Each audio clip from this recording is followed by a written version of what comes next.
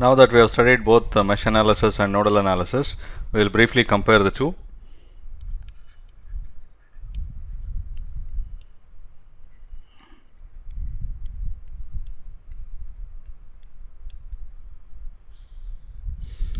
So when to use one versus the other, that's the main question.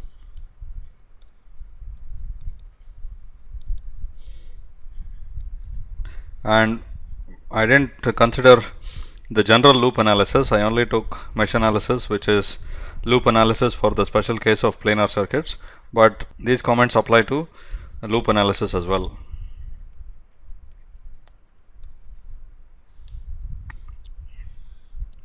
In general, my personal preference is for nodal analysis. This is because typically, first of all, it's very easy to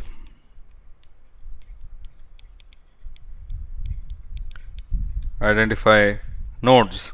Okay, so you know that you have a circuit with n nodes and they're all right there for you to see, right? Whereas it's a little more complicated to identify loops which are independent. Okay.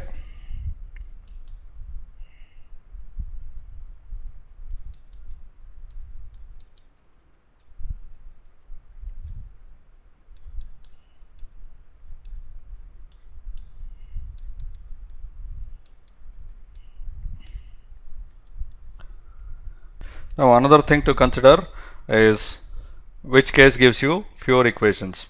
Now of course you cannot make a general statement about this. If you have a bunch of nodes and you have components connecting between every node and every other node, then obviously there are a lot fewer nodal equations than there are loop equations. Okay, but of course you don't have such an extreme case either. Now the other extreme case is you just have one component between these two pairs of nodes, another component, and so on. So your n node circuit consists of only n components, that is, there is a single loop. Obviously in that case loop analysis wins out. You have a single loop and the same current flowing through every component in the loop. Now all real circuits will lie somewhere in between, but by and large I think you will end up with fewer equations with nodal analysis. So that's why nodal analysis is preferred as well. But the main reason is that it's a lot easier to systematically identify the nodes and write down the equations. Now one case where, especially for hand analysis, this mesh analysis may be more useful is that you visibly see that there are a small number of loops, but each loop has a number of components in series. Okay, so in that case it's easier to do mesh analysis or loop analysis compared to nodal analysis. But by and large, nodal analysis is what is normally used, and it's also used in circuit simulators. Okay.